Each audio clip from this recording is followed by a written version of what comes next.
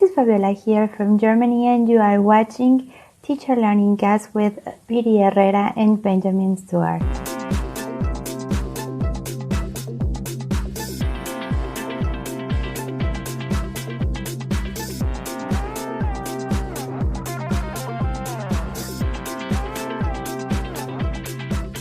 Hello, everyone, and welcome to Teacher Learning Cast, episode number 3. This is Benjamin Stewart in beautiful Aguascalientes, in a place very much familiar to me. Looks like my home. Hello, welcome everybody. Nice morning, and our third show, and really glad to be part of this adventure, Ben. Absolutely. This is our third show, and really getting started with new topics, all related to education, teaching, and learning. Our context, for those who have followed us, or those who don't know us, we teach in a BA program, and we are teaching English language teachers. So we're teacher trainers, and each week, every Saturday morning, we get together and discuss different topics. You can get involved in the conversation. We're always looking for educators who want to come in and be part of the conversation.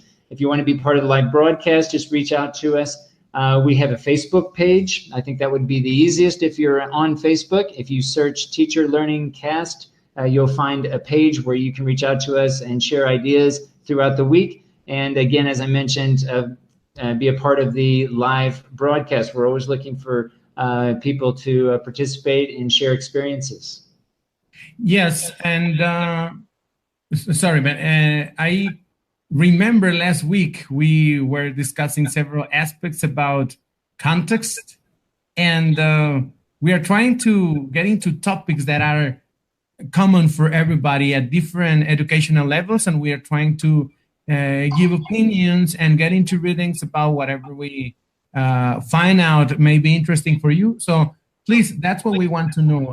If you don't have like really questions or comments right now, you may have topics of interest in which you want us to cover in the show, and we can invite you to join us to come live with us on a Saturday morning, and later on the video will be on demand for everybody. So share, please, like the page at Facebook, share it with everybody, and tell them, well, we are live mornings at 8:15 Saturdays morning, and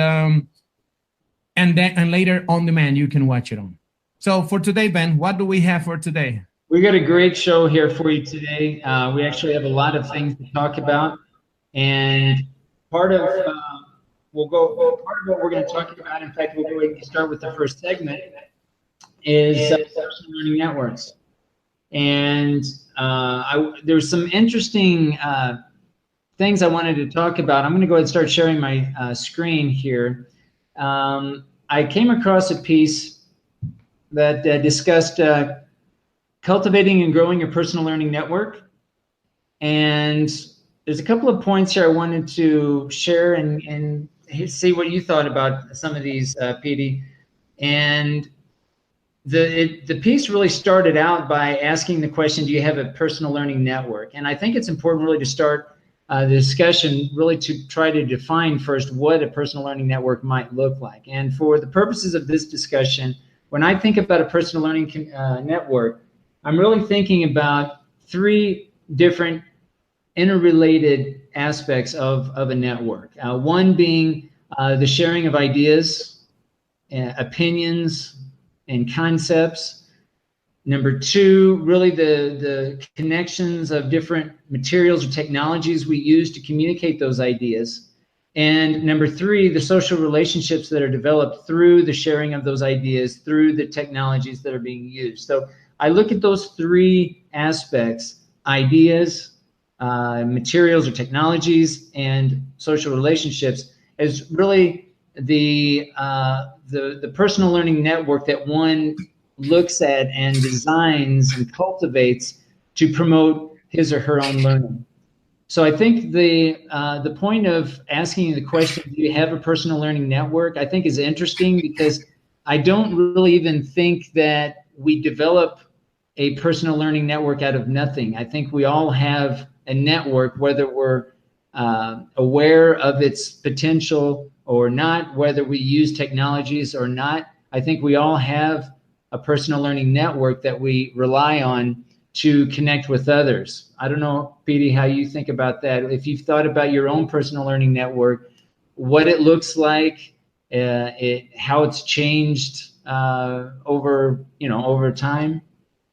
Well, it's really interesting because I'm thinking about my students and I'm thinking about the way they interact outside the classroom, the way they interact through the technology they are using right now. I'm thinking about us talking in the halls of the university and discussing things and managing to mix this social environment at the same time that we share our academic ideas in order to have a better development, and then how that has an impact on the way I go to another person or another teacher and I have a discussion, maybe taking back whatever I grasp from our conversations, and same thing with the students, whatever they grasp among themselves, and then coming to the teacher and having more questions or more ideas to also share in the classroom.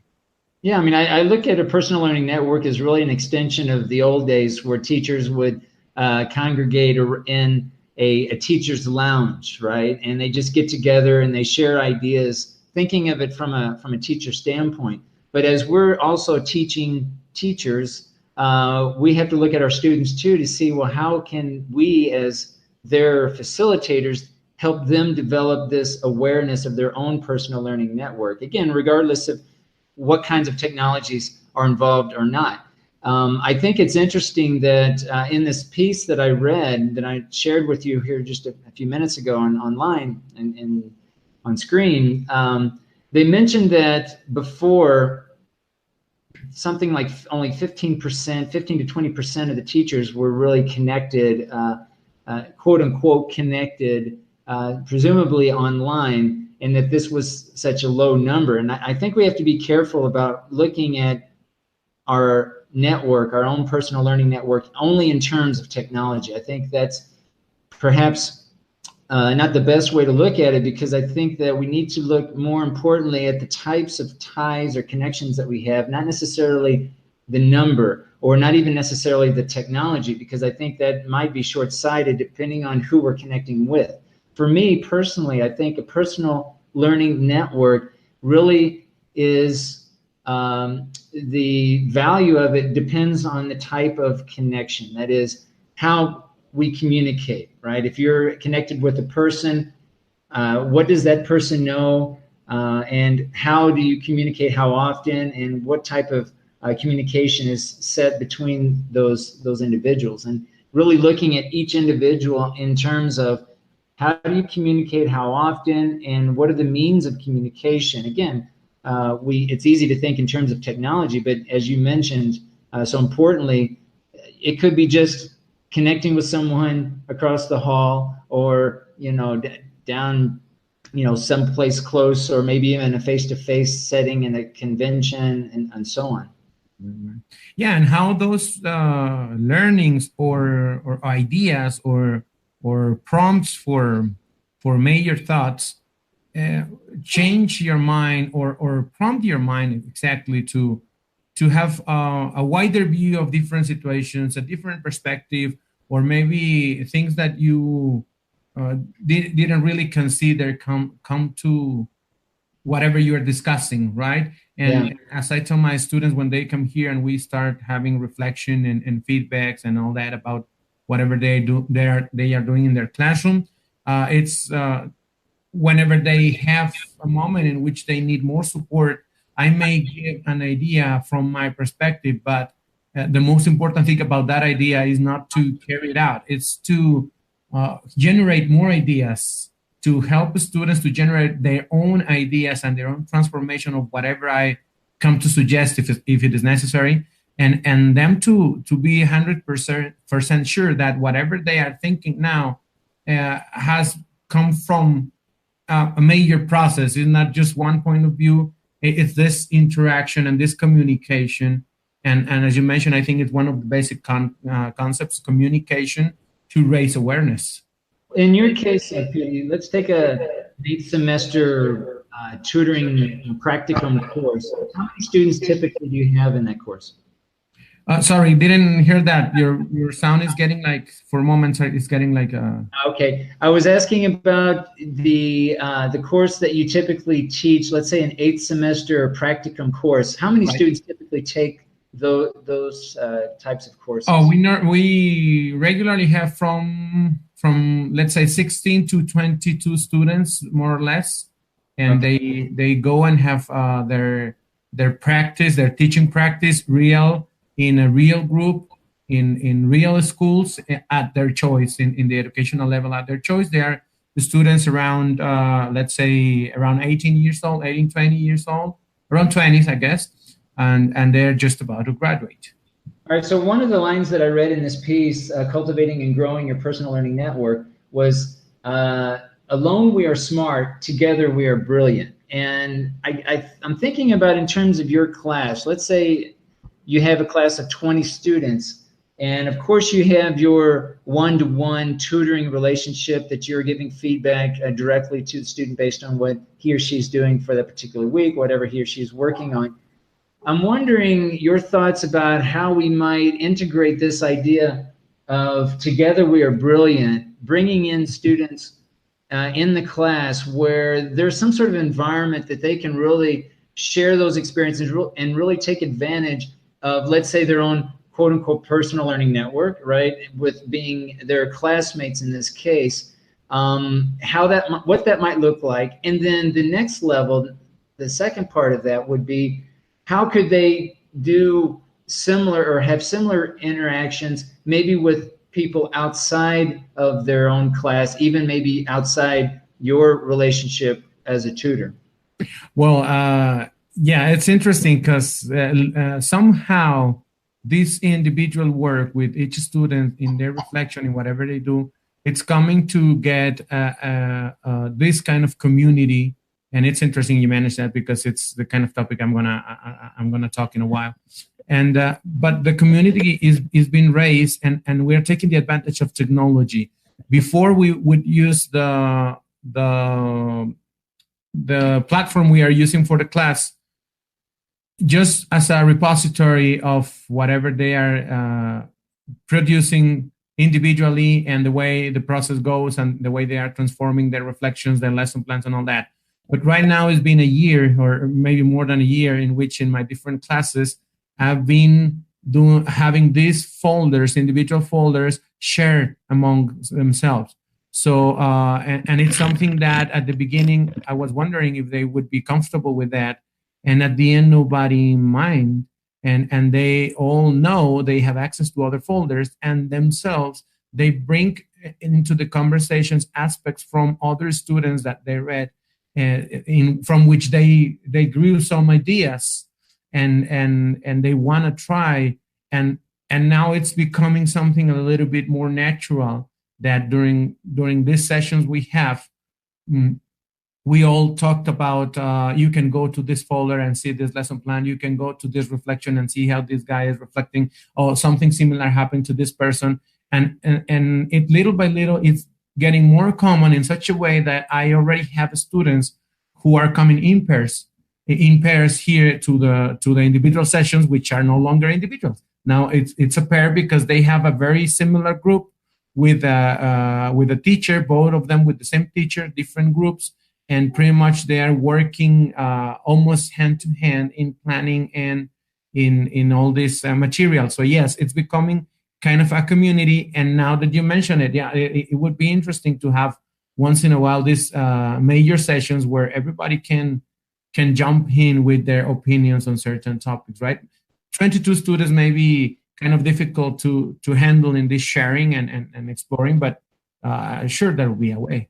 Yeah, I just, I don't teach in the practicum strand, but I think that, I know that students have a lot of contact and a lot of opportunities in the lower semesters, or the earlier semesters, sixth and seventh semester, for example, where they have a lot of opportunities to work together with classmates and share ideas. And I know that as they get to the 8th semester, where the expectation for them is that they are more independent, and they should have a level of interdependency in their own teaching practice. But I still think it's very important for teacher trainers as they become professionals and start entering the field, that this idea of working together and sharing that they probably are more used to in the earlier semesters is really something that they should continue doing throughout their whole professional career.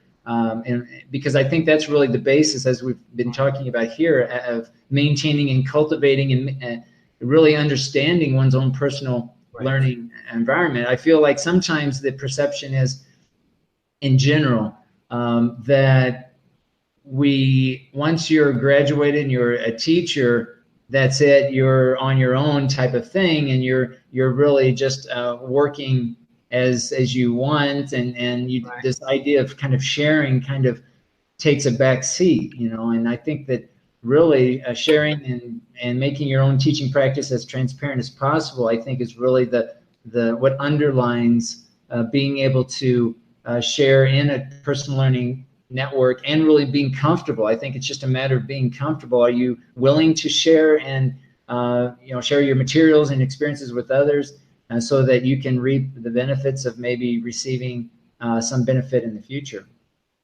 I think it may be part of the social aspect of this network, because it's really important the way you get along with people and the way what you said, that you're willing to give and receive and share and whatever is needed. It's it just came to my mind last year. I was in a course with the teachers from Programa START here in Aguascalientes, which is the national language program for primary education. And one of the teachers that was there as a presenter, she was mentioning us that they have groups for their planning that are informal. It's not something that is required. They decided to get together. Once you know which group you're going to have and where you're going to be, they get together with other teachers and they get together to plan once a week. And it's something that it may be interesting to look at and invite these people to share with us what happens in those sessions in which they create material, they plan classes, they share ideas, and it's something that it has become common amongst them. Some of them, I mean, it's something informal, and I know there are a couple of these groups around in town. Another thing that I've seen also is that in these congresses and workshops they attend for preparation, they start to bond and they make social links, which later become working links in which they support each other for their regular classes every day, which I happen to enjoy when I knew about that. Well, and I think the key point that you're making here for me is that these teachers are forming these groups on their own, regardless of whether the authorities or coordinators or from the top are really pushing this. We're talking about some sort of organizational change from the bottom up.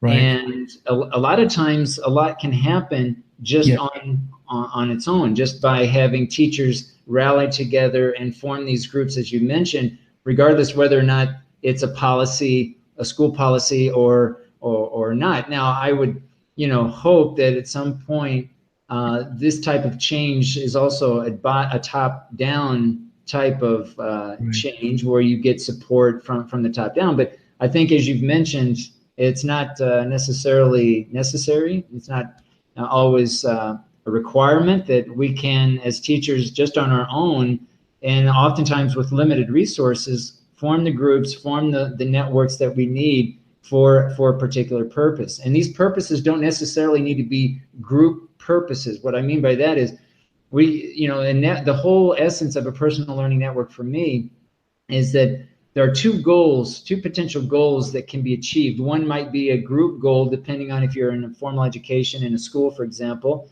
where you're working together for a common goal. But you can also see, I think we can imagine cases where working towards a common goal like that could also help us achieve individual goals. Let's say more specific, if we're looking at increasing or improving our English proficiency or our certain skills in a certain area. I think that we need to be looking at it honestly from those two perspectives so that people are willing to participate. I think it's not selfish to think, well, what am I going to get out of this experience beyond this common goal of maybe that's stipulated in some school policy. Right. I mean, a lot to talk about this topic. I just remind again that my thesis for the master's degree was something that a teacher came to tell me that it was kind of weird, because I was talking about autonomous language learning centers, the self-access centers. But my point was to create learning communities in autonomous language learning centers. And he was like, what are you talking about? What are you talking about here? But because it's autonomous learning and you want to create communities. But that was the point, that you get your individual goals and things that you want to reach, and you manage to make contact with others with similar goals, or things that complement each other. And one of the cases I took in the master's was one student that wanted to develop her listening skill, and she was really good at grammar and other aspects, and she could create like communication in a spoken way, but her listening was a problem. And she worked together with somebody that was really good at speaking, but had problems in grammar. And they managed to come together into a conversation club. And that was pretty much the point. It's a simple example of the idea that I had. And at the end, well, it's something that helps everybody in their individual goals. And at the end, they reach common goals at the same time. So it's a win-win situation. Yeah, that's really what it's, I think, all about. I mean, I think that whether we use the term personal learning network or not, I think some would think that this is a buzzword, and I know it's been used for some time now, but really that's what it boils down to, is how do we reach out and create a network where if we need support, we know where to find it. Yeah. Right? We know what space we need to go to. We know which person. We know what ideas to share. We know who has more ideas, or maybe better ideas than we have, who are smarter than us. And really, it's just understanding, having this metacognitive awareness of our own learning and our own network of learning, so that we are more proficient. We're better people. We can learn as much as we can, and depending on the particular set of circumstances. Right, and that will be another big discussion, getting into the social part, the attitudes that create this confidence to approach people, the communication and ways of communication. I think we have a lot of material for further shows in here. Absolutely. I'd like to remind everyone that our broadcast is open to any educator who wants to participate, and we encourage everyone to participate in our Facebook page under Teacher Learning Cast. And feel free to leave us feedback about the show. Let us know what you think. Provide us any type of information that would help improve. We're always open for positive and negative feedback, so feel free to share. Also, if you want us to talk about particular topics, feel free to share those as well. And of course, we're always looking for educators to join us in the live broadcast on Saturday mornings to hear from you, hear from your experiences. Yes, and for the people that is following in Facebook Live, this is a secondary transmission in Facebook Live. The original transmission is in the link above, and you can see Benjamin Stewart in a first plane and myself in a first plane, which is a better view and better sound of the transmission. So, and please follow us. We also have our own websites, and you can join us, and you can get into Facebook and Teacher Learning Cast, look it like that, and you can see all our contacts in there, right? So okay. What next?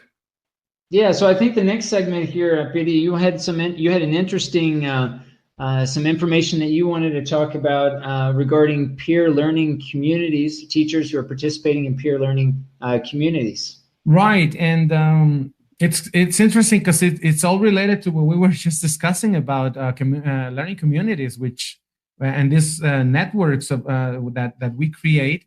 But I wanted to look at it from a perspective that when I was thinking about the topic for this week, it came to my mind because of different reasons and talks with my students.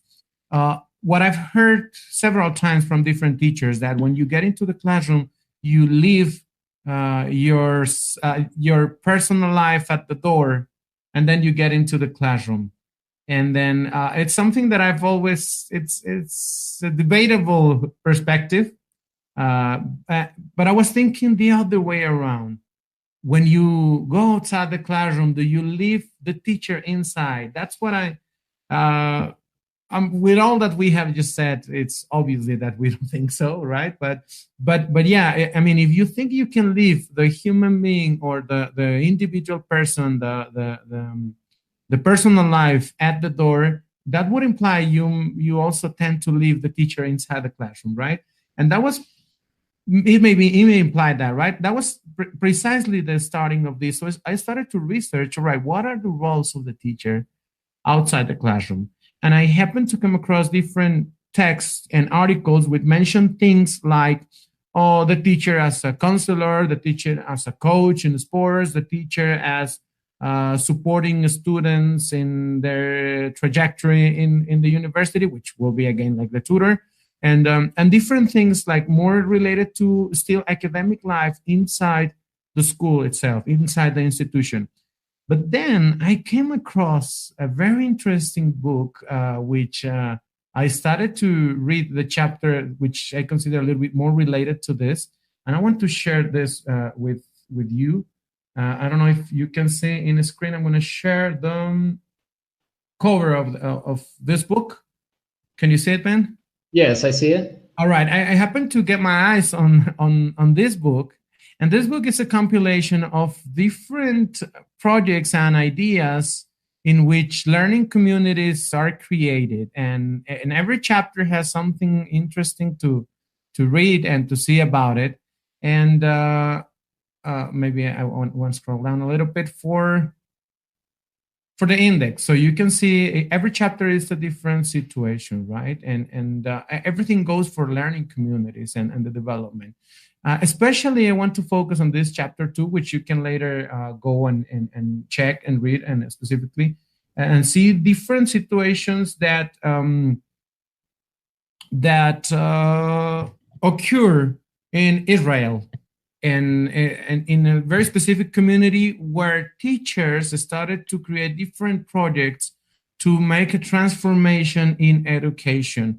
And I kind of see through the reading, I kind of detect that one of the implicit goals, though I haven't really came to the part where they really stated as a goal, but implicitly you can see that one of the main goals is to integrate community, different kind of people from the community, different races in the community come together and have the same opportunities in learning. So the projects are really interesting, and one of the things I saw in there, I saw a project about teachers going outside the classroom to talk to parents, to help parents develop basic skills to support the students' learning, to create proper ways for the parents to know how to handle learning situation with the students and promote learning, promote motivation, promote research, promote interaction and communication. But the work was from the teachers to the parents outside. Another anecdote in there is about students creating research outside the classroom along with the students, creating groups of research outside, which is a really interesting project, and coming with a new model of education and a proposal for a new kind of classroom with a new setting, even the furniture and whatever you have in there. So it's kind of interesting. The point with all of this is that it came to be an example for me and kind of evidence of the major impact that our lives outside the classroom have. And not only for learners, for everybody around. And I think that's not only for our, in the academic sense, for our students. I think that's obvious for everybody around us in every community. But us as teachers, having learners which are in constant contact with us outside the classroom, I think it happens to be something really crucial to really reflect on what is my role and how am I behaving? What am I doing outside the classroom that it's having an impact, a direct impact on learners' life? What do you think about that? Yeah, this was a very interesting chapter, and as you mentioned, it was really about trying to bring students together, those students that tend to be marginalized. So I think most cultures can relate to certain groups of students that are marginalized, that for social economical reasons, they don't have the same opportunities, both inside the classroom and outside the classroom in real life, of course. So I think one of the challenges actually, and thinking in our context in Mexico, we certainly, depending on the parts of Mexico where you reside, we're going to see certain students that are marginalized. But I think what we need to try to help our teacher trainers realize is that one of our goals is to try to integrate all students. And I think even from a linguistic standpoint, we're gonna have students who are struggling with the language, some more so than others. And so our goal is to how can we facilitate this process of bringing those students together? And I think this chapter really addresses this. They talk about a group investigation model, right, where they look at 4 features.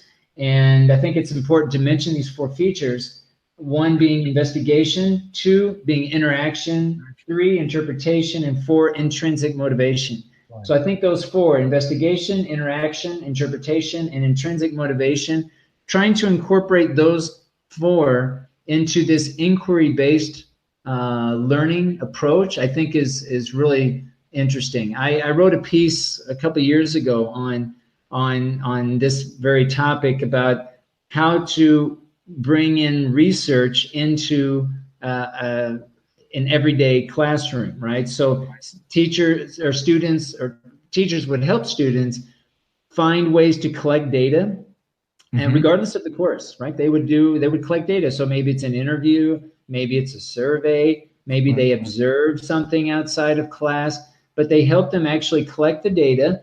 They analyze it to a degree, and then they present it. And I think it's very much in line with this same chapter where they talk about these 6 stages of this group investigation model as the classroom. Number 1, the class determines a tool or organization and research group, so they actually form the groups themselves. Then number 2, the group plans some sort of investigation. Right. Number 3, the groups carry out the investigation. Number 4, the groups then plan how to present their findings. Number 5, the groups make a presentation. And 6, the teacher and students evaluate their projects. So it's kind of involved. But I think it's worth looking at these stages in more depth, in more depth that we can possibly talk about it today. But I think that having your point about the teacher working very closely with the students, right, and them forming groups, that they're forming these discovery opportunities, these inquiry-based learning opportunities for them to really search out information. And in this case, in different cultures, really to learn about each other's cultures. I think, again, linguistically, we can look at parallels, how we can do something very similar so that the weaker students can really integrate and interact with students that maybe have a higher language proficiency. Right. I see it as an investment because the work you do and whatever you work with the students, which happens to be outside the classroom also, and focus on personal needs, personal background, and aspects of interest for the community, not just for the student, but for the community itself. And it's paying well for the classroom advantages. It's helping the classroom, it's helping the students to develop their learning. Learning becomes a lot more meaningful, and the impact is direct because the impact is on the community. So, but that's a teacher that it's not taking the suit off, and that's pretty much the question. And is there a moment in which you take the teacher suit off when you go outside the classroom? Is it really a moment in which you step outside and you leave it inside, or you step outside the school and you live it inside the school, or the other way around, because that's a two-way reflection. When I come into the classroom, can I really live myself being my individual outside? Oh, I think it's I can give my opinion in that, but it's more important for teachers to reflect on that. Do I really have a moment in which I stop being a teacher? Do I really have a moment in which I can live moments without my personal life, without my problems? And I think it all goes in this big bowl that grows and grows and has an impact. Now, what I see in this book are the examples of keeping the suit at all time, or maybe not even having a suit. I mean, being a teacher at all time, and focusing on the I see as one of the objectives the development and the change in the community itself. Not only students, they are looking at the student as the base of the community, obviously, but they are also involving more and more people, because students are going outside to do research. Teachers are going outside to talk to parents and have these workshops and train parents if needed. I mean, in a different model, you can see in this chapter of the book. But all of this goes to the idea of having a direct, immediate impact in the community beyond whatever learning the students may have along the line, right? But everything it's again what we discussed earlier today, a network, and how far you want to get this network. So I go back to the original thought of how this all comment started is me as a teacher. What kind of impact am I causing outside the classroom? Do I really take the suit off? Is my behavior affecting students, my behavior outside the classroom? Yeah, I know we all have personal lives, and I totally agree with personal lives, but we do have a community in which we live in, and in small places like Aguascalientes, which is not that big, we all have close contact with different people outside, teachers and students outside the classroom. So do I really take the teacher suit off? And what impact does that cause in my students first, and then in the community itself? Yeah, I mean, if we look at how we communicate and what roles that we take outside of the classroom, I think we need to ask ourselves, am I taking a teacher role or a learner role? The question you're asking about, do we take the suit off or not? If we can leave the suit on in two ways. We can teach and facilitate outside the community or outside of the classroom, or we can put on the student role and look at ourselves as learners, as teachers do, and say, okay, I'm a teacher, but I have an obligation to learn something maybe outside the classroom, because of course we're learning inside the classroom on a day-to-day basis with our students, but more importantly, I think sometimes is just to find time to dedicate to ourselves as a learner, so that we are continually hopefully improving and learning more as we gain experience. Because as you know, Piry, we've talked about this too, is experience is just a number. How many years have you been teaching, right? But it's really the engagement that took place in those years of experience that matter. And I think it really relates to this question that you posed, taking the suit off or not. Okay, and what kind of role are you pursuing, a teacher role or a learner role? Now, yes, and this is something we have discussed a little bit before, that we keep on being learners at all time, and we'll also learn from our students and from the happenings inside and outside the classroom. But I want to add a little bit, another piece to the puzzle, and see what can we reflect about this. To this formula of not taking the suit off, or not even having a suit, just being a teacher as part of your life, as part of your individual life too, or the other way around. I mean, any way you want to see it, inside, outside the classroom. Add technology. technology in the sense of communications, means in which your students can reach you at all time.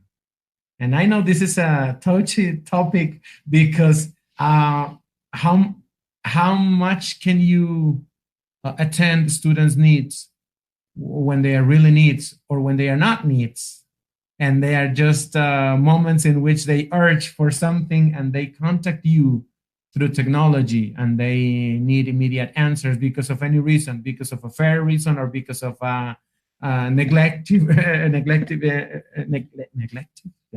reason, something in which they are not really considering that they are maybe doing things at the last minute and that's when they need the help. Or maybe it's somebody that really actually it's working hard on that and really needs the support. So I'm adding this piece to the puzzle. This speed up that we talked in the first program, speeding up the contact communication and speeding up the situation in the classroom, it's also for the outside. So what do I do? When do I stop? How can I handle situations when students need me urgently in my non-working hours? So what about my teacher suit? Or am I really taking off the suit or what? I mean, it's a difficult, I know it's a difficult question or a difficult issue to really answer, but it's there, and I think it's true, and I'm for sure you have lived that, Ben. Yeah, it's interesting as you mentioned this. I'm thinking now at a slightly different perspective about this question about when do we take the suit off? How do we if we even take the suit off? Right. And I think it really boils down to when I look at a course, and again, we're talking informal education, that's our context. So within some sort of school structure where there's a syllabus and there's a curriculum. So looking at a particular course, for me, it all boils down to three aspects. The first is what kind of communication between students themselves and students and myself as the instructor need to take place in order for them to achieve their course objectives. For example, synchronous versus asynchronous communication, real-time communication versus communication over time. That's one. Number two, is the interaction going to be online or offline? That is it going to be face-to-face? Is it going to be online or some combination of some sort of blended delivery system? Okay, so we have types of communication, we have types of delivery, and the third is the educational theory or theories that are integrated in the classroom. What kind of theories and philosophies of education does the teacher have that is going to obviously influence the educative experience? But I think it's a combination of those three, not looking at any one of those, but looking at types of communication, synchronous versus asynchronous, the delivery system, online or offline, and the theory or theories that are involved. But taking those three together, and I think that will get to a closer answer to when do we take the suit off or not, because I think, as you mentioned, and I know we've talked about it a lot, that, if our educative experience oftentimes and the educative experience of our students extend beyond the face-to-face classroom, just because of these same interactions that happen. They email us or they send, some sort of forum group or whatever communication that happens outside of the classroom really influences what happens in the classroom. So it actually becomes difficult to separate just looking at the educative experience face-to-face physically in the classroom versus what happens outside, because they intertwine a lot as we, in our case, use technology a lot to help students, again, in and out of the classroom.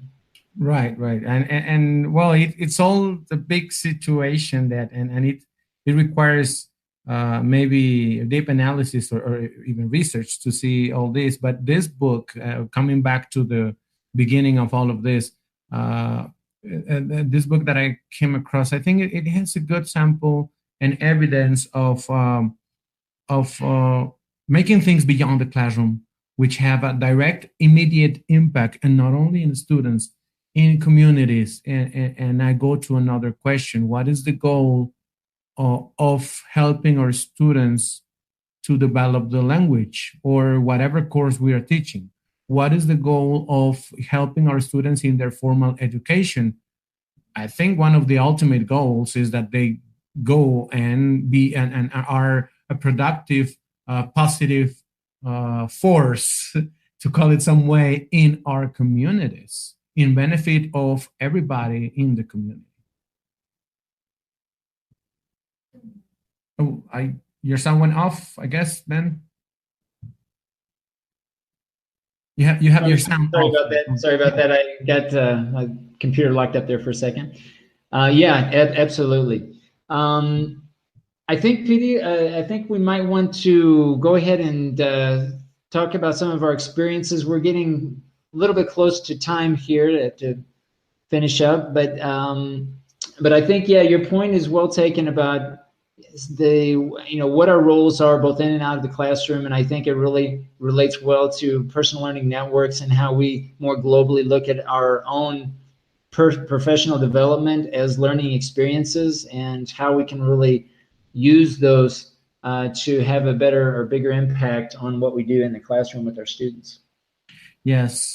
Well, and before going on, I want to remind everybody that we have ways of contact, and we are waiting for you to contact us, make comments, send an email, leave a message, and tell us what you want to talk about, what you want to discuss. Tell us if you want to come live with us one day. You are invited to do so.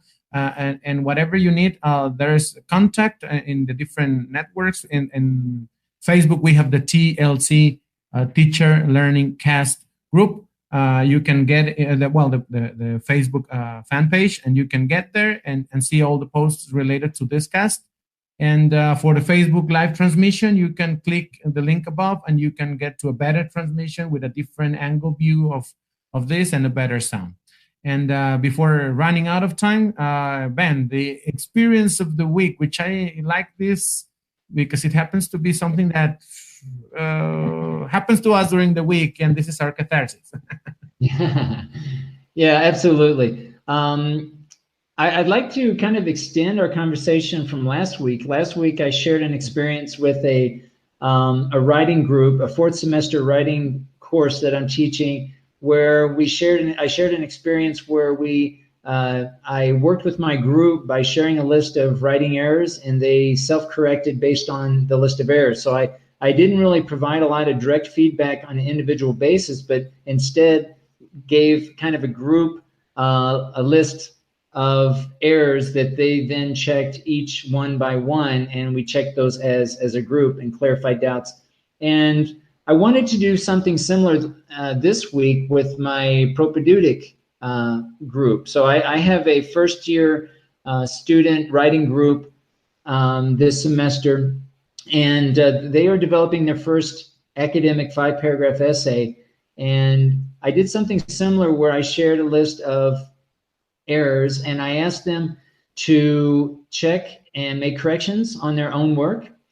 The next day, I shared the same list, and I had them partner up with a student from a classmate from another group. I actually have two proped groups, right? So I had them partner up with a classmate from the other proped group, so they weren't in contact with them directly at the time that they were leaving the comments. And I had them take the same list and have them make comments to their partner group. And using the same list, I had them find 3 things that the partner did well, 3 things that the partner needed to consider or that didn't do all that well.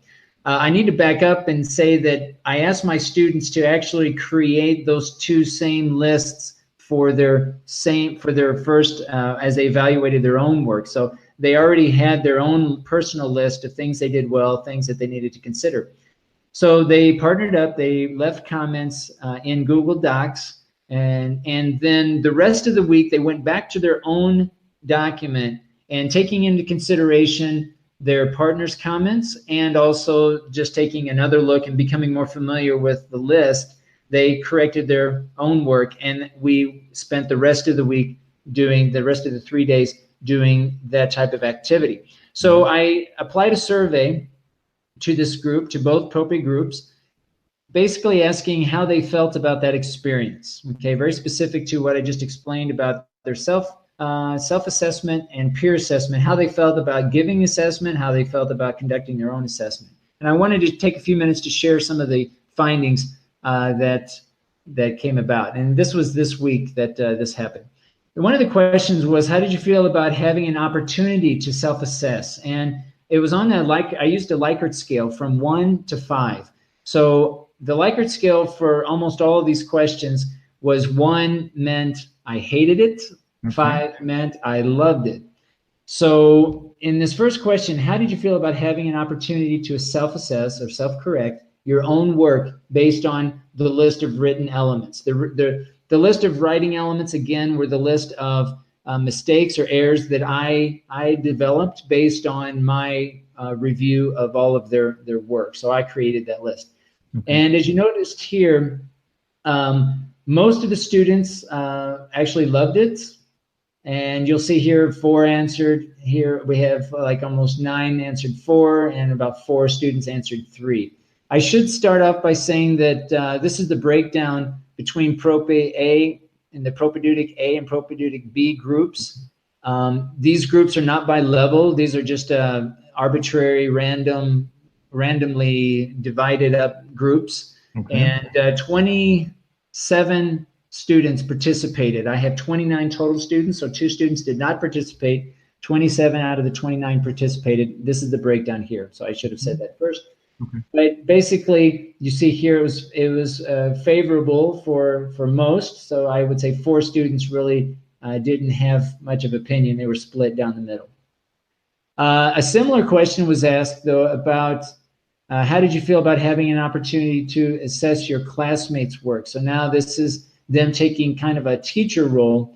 And you'll notice here that although somewhat favorable, you can see that they didn't feel quite as comfortable leaving comments to their classmates' work. And I think this is understandable, being that, again, this is probably an A2 level group, according to the Common European Framework. So this is probably a high basic level English proficiency level. So I think it's natural to probably not be all that comfortable. But you can see that there was still somewhat favorable, and there was no responses under the non-favorable side. Ben, it would be maybe interesting to have a focus group on that issue itself, about why they have this perspective of having the opportunity to assess classmates, just for the sakes of knowing. Absolutely. This was kind of, for time purposes, and I wanted to try to put together something for today's show. Definitely, I need to do a focus group, get a little bit more information, get some quantitative or qualitative, I should say, qualitative information here to kind of support these results. Absolutely. Right. Another question, how did you feel about receiving feedback from your classmates? So it looks like more students felt comfortable receiving feedback, and some were a little bit slightly less comfortable. But I still think that it was still favorable. I was actually surprised. I was really anticipating more negative responses to either receiving feedback or giving feedback, or even self-correcting. I wasn't really sure going into it, especially at a level, a group at this level, at a lower level. And again, this is the first time that they were asked to create a 5-paragraph essay. So this is the context with which they are answering these particular questions. We're looking at 5 paragraphs, an introduction paragraph, 3 body paragraphs, and a conclusion. So a lot of the things that they were asked to do for this first essay were completely new to them.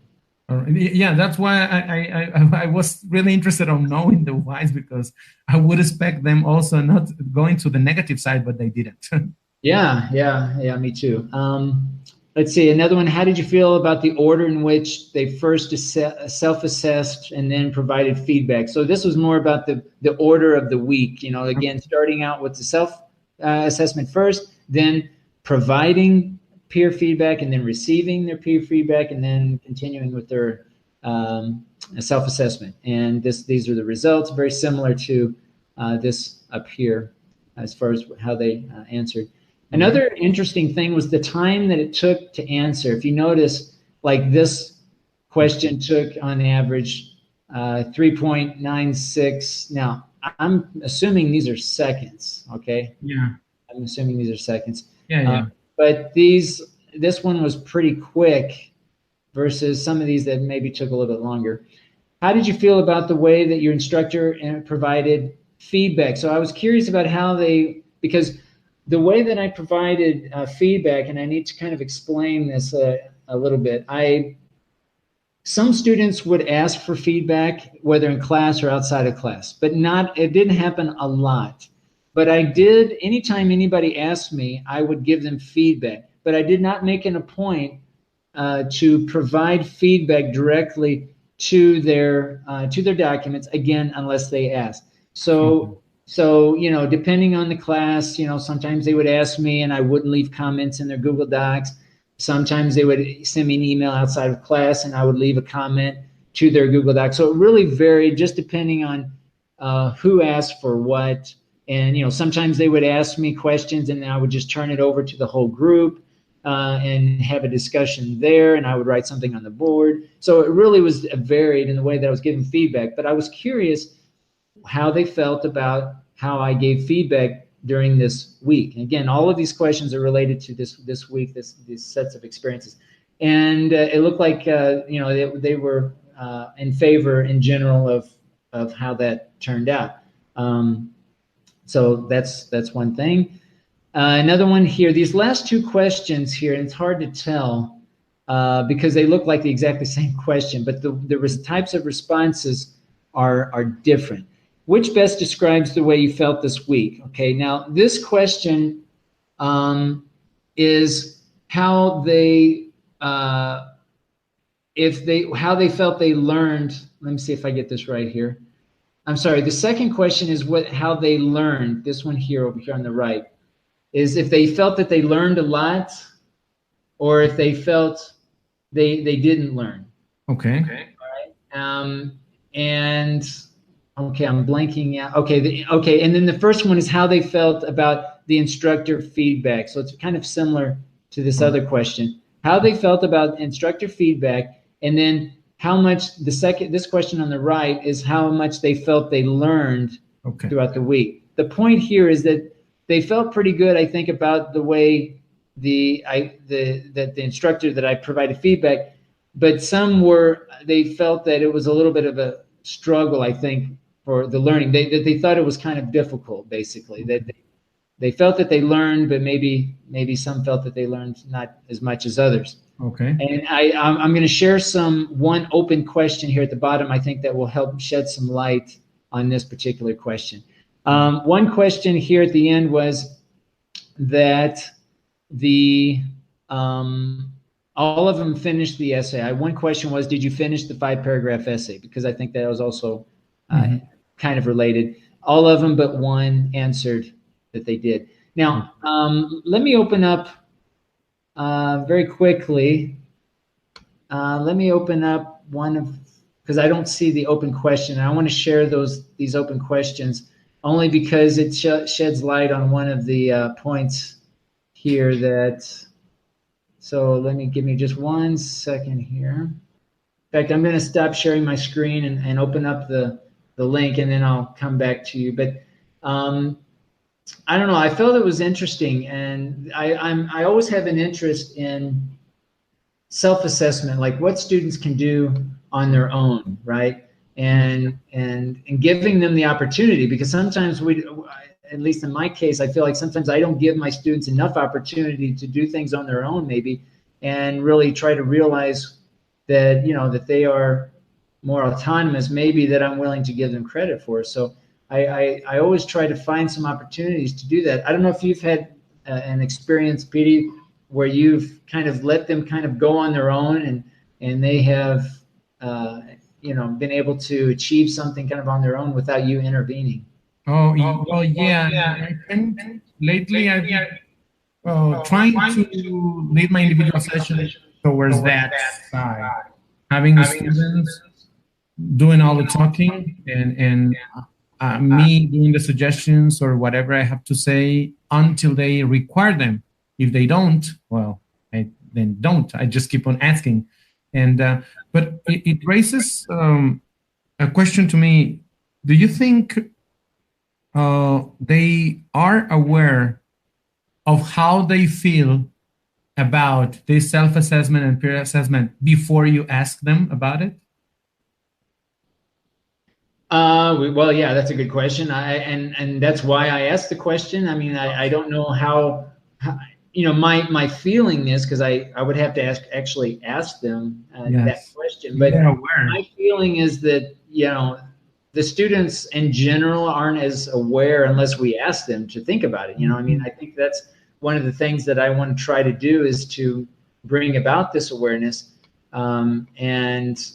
But yeah, I mean, it's a good question. I really don't know. Maybe they were already aware that they liked something. And the second question, following up this one, are they really aware before you ask them? And now, once you ask them, does it cause a major impact or a different point of view, or does it cause an effect in them being aware of how they feel about self-assessment and peer assessment? Well, I think that if they are sharing an idea, if they say, well, I hadn't thought about it, but I like having the opportunity to self-assess my work before I get a grade. Right. And if they make that awareness, I think that's a good thing. If they answer, I don't like self-awareness, and I, as their instructor, continue to force them to do it, and knowing that they don't like it, well, then I guess that's going to have a different outcome. And so I think the part of it is, yes, helping students become self-aware, but also becoming self-aware as the instructor. So I'm hopefully making the better decisions in the future, so that that they're engaged, right? So that was the purpose too, to see, is this working with my group? Do they like it or not? Should I do something similar, because we're going to write another essay next unit? And all of this goes into my planning and reflection and consideration for future classes, to say, okay, let's either try this or let's try something different. Right. Now, I don't know students, but for example, in my case, when I suddenly open my eyes about something I did myself, or something I reflect on about my own actions, well, it causes an impact, because then it becomes a commitment to myself. Well, and in writing specifically, writing is like, these errors that I shared with them, these are common errors that every single writer at every single level that I come in contact with face. And these are errors that I talk about over and over and over. So, I mean, one of the reasons why I did it this way, because this is the first time I've tried this, was that and it was kind of a selfish reason. I thought, well, does it make sense to leave the same comment 29 times to every document? Or can I just say it once and have them become self-aware, so maybe they actually learn? I don't have to, do as much, thinking, smartly here, right? How can I work smarter, not harder?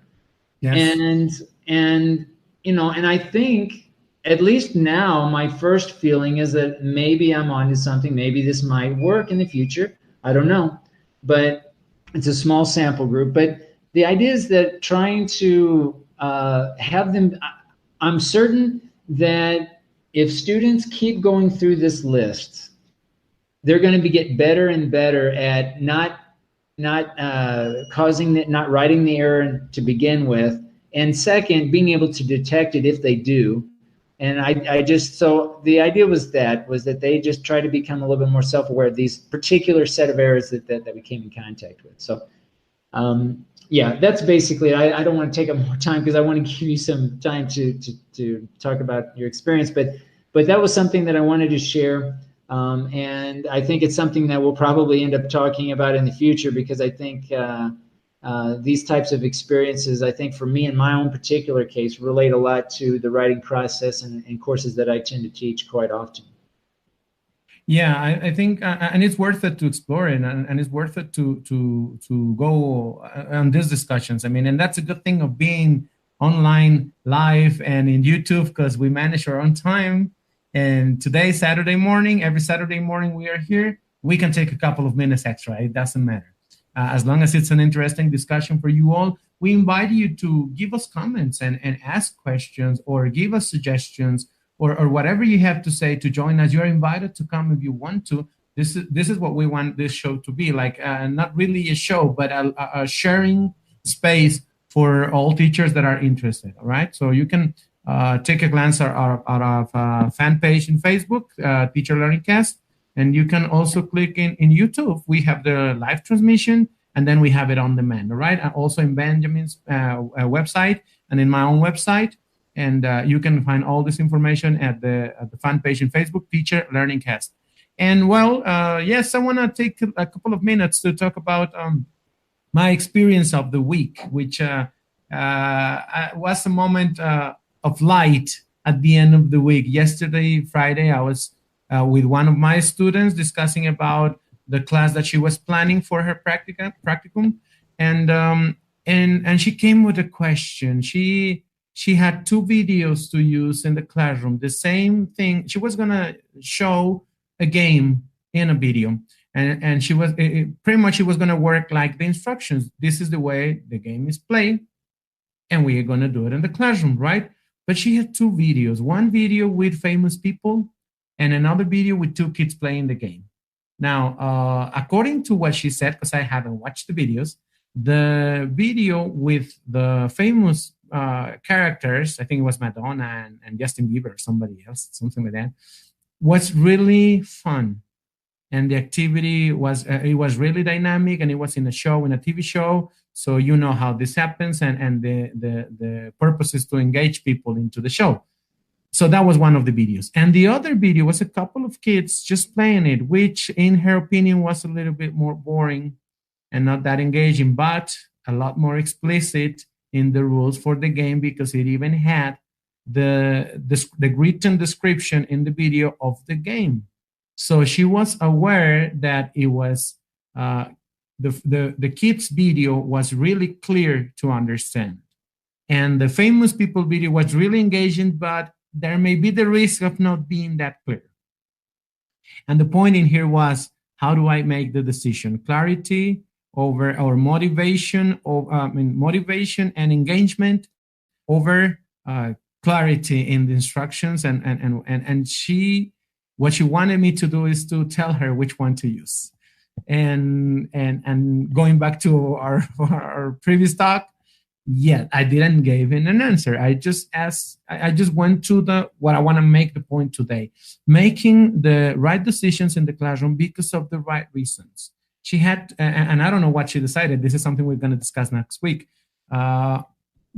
She has to decide on which video to use. But my point was to make her aware of what is the right reason to decide. Because the first thing is it just because it's famous people? Is it just because I consider it's fun, it's funny, or just because I myself think, and I started to try to help her and raise the awareness on what is the right reason to make the right decision. Because on a personal point of view, well, engagement, it's as important as the clarity, and both things can be coped. So that's the main point of all this example. What can lead you to make the right decision for your students or for your class? Now, what's the right reason to do it? And that's a question, just a question. I mean, not an answer. I have my own ideas, and last week we discussed about something that may be related to this, but I come with the word that you constantly use, Ben, and I think it's important: awareness. Awareness of what? Something that we have previously talked in former shows. We have talked about knowing our students. And it's something that she came to understand by all this questioning and all this back and forth on what's the right decision. And yes, she managed to have a little bit of herself came to the awareness of, right, it's also, I mean, it's not just me, it's about a student. me as a teacher have some control and have some ideas and maybe more experience on certain aspects, but students are the stars of the show, so I need to consider them.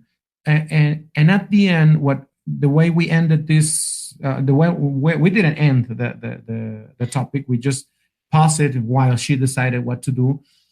Is that it's really important to know your students. That's the first thing about it. It's really, really important to know your students. And my final question, which I didn't expect an answer at that moment, is: do you know your students well enough as to make a decision on which video?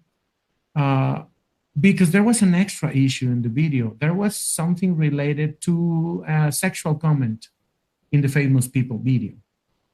And it became part of the decision, like, how can I bring this into the classroom? And I didn't exactly know what the comment was, but at the beginning she was with the idea that, yeah, but it's something, I mean, it's not something that would cause a big impact, or it's something that it's just going to pass by, no problem.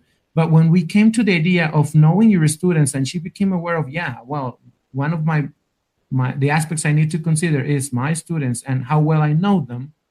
Then she started to wonder, well, yes, I consider that comment not a problem and not an issue to deal with, but would my students consider in that way the same thing? So when we started to get this reflection on making the right decision for the classroom because of the right reasons, and it's something that it's a to be continued for next week and see what happened with that video.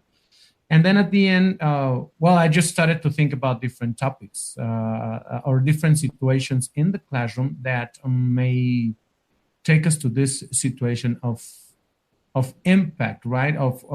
To what helped us to make the right decision about things like the topic itself for the classroom, for example. The topic that we are going to use in the classroom, or the material selection for the classroom, the context we're going to bring, my attitudes or my reactions towards discipline, the vocabulary I'm going to teach. Certainly, I've had these questions a lot of times. Shall I teach my students swearing words or things like those? And the kind of projects you're going to involve them. I mean, it's a bunch of decisions. And the question is, are you making the decision because of the right reason? What about that, Ben? Yeah, there's so many things there. I mean, this is a really good topic that we could, again, talk a lot about. But one thing that really comes to mind, especially when you look at games, I'm constantly reminded of Wiggins and McTighe's book, Learning by Design, where they talk about specifically games as being engaging, being efficient, and being effective. And so when I talk about and think about games, and I'm talking with learners or teachers about games, it's very easy, I think, to look at games as being engaging because they're fun, they're attractive, they're kinesthetic, whatever. It's easy to see students really participate well in those. But as language teachers, we also need to look at, well, how effective is it and how efficient is it? So how effective is it? Is it meeting some sort of linguistic or conceptual goal? What is the goal of the game? So that would be like one driving question, right? Okay, so this game looks fun. That's fine. It's appropriate. And this whole idea of the sexual nature of the particular comment or the game or whatever, that's almost another issue. But the idea is this a game appropriate for the particular set of learners? Okay, that's one. Now, what kind of goal, linguistic or otherwise, is to be achieved for participating in this game? And then how efficient, that is, how long will it typically take for them to achieve this goal, right? So engagement, efficiency, and effectiveness, looking at those three aspects and really forming questions with teacher trainers. And if you're doing it yourself, considering those three aspects, okay, why am I applying this game? Okay, it's fun, but what kind of linguistic goal am I looking to achieve? And how long is it going to take to get it? Is it going, And these are, I know, complex questions, but I think they're very important so that we're not just looking at the engagement aspect, that we're not just saying, okay, it's fun. And now I'm not saying there's not any I don't want to say that games also don't have some role in the classroom just for engagement purposes, because I do see cases where, let's say that a classroom is very stressed or whatever, and you see a need just to kind of let them relax a little bit and maybe have them participate in a game in a short, for a short amount of time, just to kind of relieve some of that stress. I see a benefit there, but a lot of times we're looking at games to also achieve some sort of linguistic goal, in our cases being language teachers, or some sort of content-based goal where they're learning something. What are they learning about when they participate in this? So those things, this comes to mind when you bring this up, Piry, about really looking at how we can incorporate games and help them become self-aware. How can they share this information with us?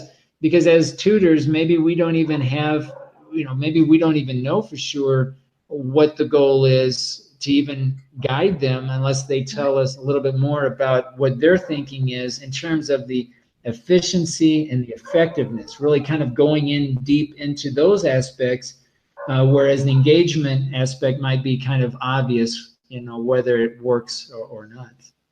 Right, and it all goes back to planning, and something I work a lot with all my students at all in all practicum classes. Are they planning based on an objective, or are they planning based on the activity? Which may bring this. This is just what you mentioned about games. It's just an example. Maybe it's a really something that we can take advantage of. But because of the conscious or unconsciously plan on having the game itself, the teacher centers the whole class around the game. And well, that may be a problem. Whether the same game, when you plan from the perspective of the objective, comes to be really effective, and you even start to modify the activity itself, the game itself, to fit the purposes of the class, the objectives of the class. And that was one of the things we were discussing with this student, that I was talking about the video itself and the use of the video, but yes, actually it was a game, and she was intending to use the game because she likes the game. But the way the game was its play would ask students to practice an uncommon way of a grammar structure that is not normally used. And so I started to ask her if she was aware of that. And she was saying like, well, but it's a correct structure. All right, but it's not the common structure. And do you think that's the structure that it's going to come in the exam? Do you think whoever evaluates them, it's going to agree that that's what they expect? Or what's going to happen to the regular form or the most common structure on this tense? And do you think it's worth it to avoid it, to use the structure of the game? And it all goes back to the objective. What is the objective? The game or the language that is going to be developed, right? And we can go on with this discussion and talk about all of the elements that have to be considered for the topic, the context, the function, the et cetera, right? But yes, my point in here is that we have to really be careful about making the decisions in the classroom because of the right reasons. And the right reasons are focused on the objectives with the students in the classroom, are focused on the characteristics of our students, maybe also focus on the school itself, the policies from the school itself, and whatever the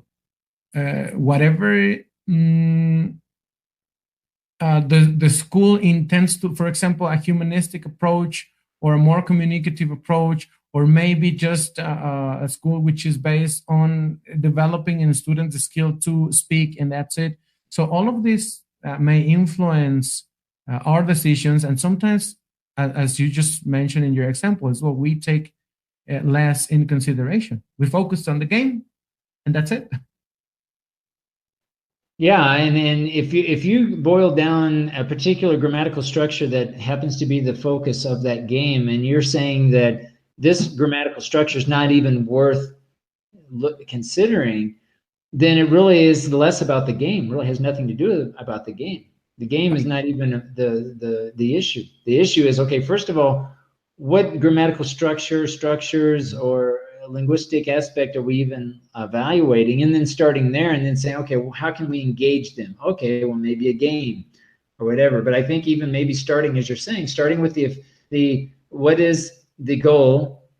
Is it effective? And then more importantly too, and often harder, is to find the efficiency of that. Like how efficient, how much practice are they actually getting of that grammatical structure by participating in that game? So all those questions, I think, need to kind of unfold. And again, students need to become self-aware of that.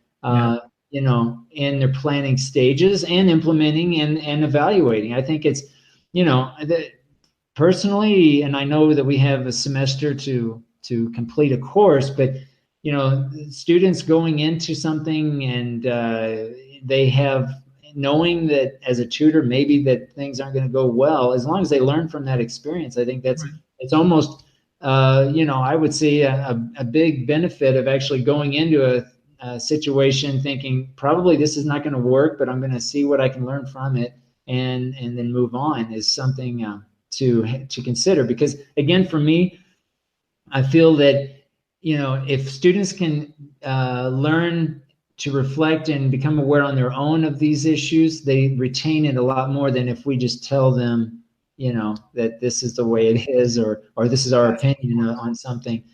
So it's really just trying to find those opportunities to make that happen. And it's sometimes difficult. Well, not difficult, but the thing is that it takes time, going back and forth until the students realize. And just to sum up, I at the end, I started to reflect on when do you see this kind of situation, like that it's really important to consider the right reason why to make a decision. Well, the first thing is that I think at all times in the classroom, you need to look for the right reason, not for the sake of doing something or because you think so. Maybe that you think so, maybe apply if you are really aware of different aspects in the classroom. But things like politics, religion, sex, violence in the classroom, well, there are things that those are really points in which it's easier to be aware that you have to be very careful and you have to decide write things about it, just as a suggestion.